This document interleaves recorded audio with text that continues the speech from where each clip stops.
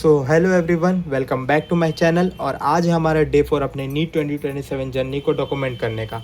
तो आज का मेरा टू डू लिस्ट था कि अपना सेल डिवीज़न का मॉड्यूल को कंप्लीट करना है, इनऑर्गेनिक का लेक्चर, मोल्स कॉन्सेप्ट का लेक्चर, डीपीपी कंप्लीट करना है, वो कर लिया। केपीपी 3 फिज़िक्स का वो भी कंप्लीट हो गया। बाकी अभी वेक्टर्स का मैंने क्वेश्चन प्रैक्टिस करने के लिए सोचा है कि पिछले साल के केपीपी कर लेंगे, तो वो करेंगे। बाकी अकॉर्डिंग टू 147 रूल डे 1 का रिवीजन मैंने आज डे 4 पे किया और डे 3 का रिवीजन मैंने एज अ डे 1 डे 4 पे कर लिया। तो बस इतना ही। और बाकी कुछ आवर्स मेरा इधर उधर हो रहा है, कहीं वेस्टेज हो जा रहा है कुछ भी, तो उसको मैनेज करने के लिए मैंने यही सोचा है कि एक चैलेंज लेते हैं कि 12 आवर स्टडी चैलेंज रहे हमारा कल से, कि 12 आवर जैसे भी पढ़ना है। और मैंने सोचा है कि 21 डेज़ के लिए, ऐसे तो मैं बेसिक मैथ्स वेक्टर कंप्लीट हो गया है, इसलिए सोचा हूँ कि आगे बढ़ना है। अब मोशन 1D 2D और भी सारे चैप्टर जो कंप्लीट है उसको अच्छा स्ट्रॉन्ग करना है। तो अच्छे लेवल के क्वेश्चंस के लिए मैं एससीवी को लगाने वाला हूँ। तो 21 डे चैलेंज लेते हैं कि 1D 2D और Newton law of motion complete करना है एससीवी को। और इसका रीज़न एक ही है भाई कि AITS और RTS का जो लेवल होता है वो बहुत अच्छा होता है और एससीवी से ही आता है। तो उसको मैनेज करने के लिए, अच्छा मार्क्स लाने के लिए मैं ये एससीवी को कंप्लीट करूँगा।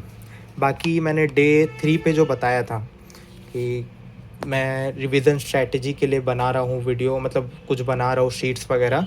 So it is completed now, मतलब कल स्टार्ट किया था मैंने, इसलिए मेरा डे 3 का जो टू डू लिस्ट था ना वो बहुत कम था, देख लो। तो इसलिए ये शीट भी कंप्लीट हो गया है। तो बेसिकली मैं बता देता हूँ ये शीट मैंने क्यों बनाया है, इसका डिसएडवांटेज, एडवांटेजेस, या फिर आपने थंबनेल में भी पढ़ लिया होगा, मैं इसके बारे में ही ज़्यादा बात करने वाला था आज।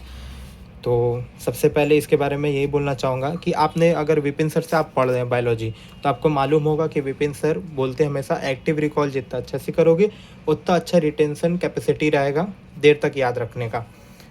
बट इसमें एक डिसएडवांटेज ये है कि एक्टिव रिकॉल आप जब कर रहे हो और जो चैप्टर आप पढ़ रहे हो, जैसे कि आज मैंने सेल डिवीज़न पढ़ा, तो वो मुझे डे 1 डे 3 डे 4 या डे 7 तक याद रह सकता है। बट डे 20 डे 30 या फिर 40-50 दिन बाद वो अगर एक्टिव रिकॉल करने जाऊँगा तो वो एक्टिव रिकॉल नहीं होने वाला है। रिवीजन के बात अलग है।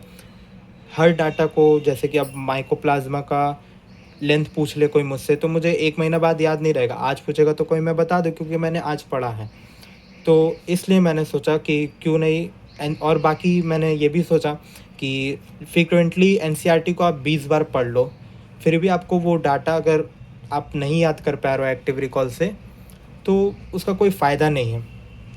और एनसीईआरटी हम लोग 10 बार रीड करें या 15 बार रीड करें, एग्ज़ाम में जा कर के हमें क्वेश्चन सॉल्व करना है एनसीईआरटी के बेस्ड पे। तो क्यों ना एनसीईआरटी को ही पढ़ा जाए क्वेश्चन के हिसाब से। तो इसलिए मैंने अपना एक्टिव रिकॉल पेपर बनाया जिसमें मैंने करीब करीब 180 या 190 क्वेश्चंस ऐड किए हैं हर एक लाइन से एनसीईआरटी का। तो ये पहला चैप्टर है, देख लो भाई, इस तरीके से बनाया मैंने। हर एक, मतलब कुछ क्वेश्चंस असर्शन रीजन के बेसिस पे भी मिलेंगे, जैसे कि ट्रू और फॉल्स या फिल इन द ब्लैंक्स, या फिर क्वेश्चन आंसर के हिसाब से जो डाटा याद रखने के लिए। तो बेसिकली इस तरीके का पेपर मैंने बना लिया, 4 पेज लगे मुझको। और आई थिंक ये पूरी जर्नी में बहुत हेल्पफुल होने वाला है। और कुछ क्वेश्चंस हुए तो इसमें वो भी ऐड कर लेंगे। तो बस इतना ही बताना था मुझको इस वीडियो पे कि एक्टिव रिकॉल मैंने इस तरीक़े का सोचा है करने का। और बाकी आपको ये हेल्पफुल लगता है तो आप कमेंट करके मुझसे टेलीग्राम चैनल पे लिंक ले लो, और उस पर मैं ये भी डाल दूँगा, तो आप भी प्रिंट आउट करा के पढ़ सकते हो।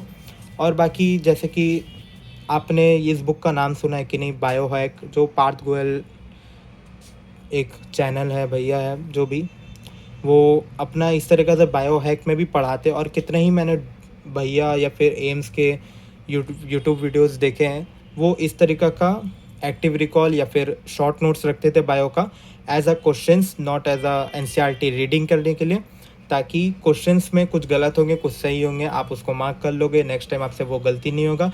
और इसको 10 बार पढ़ना जितना ईजी है, वो एनसीईआरटी को 10 बार पढ़ना उतना ईजी नहीं है।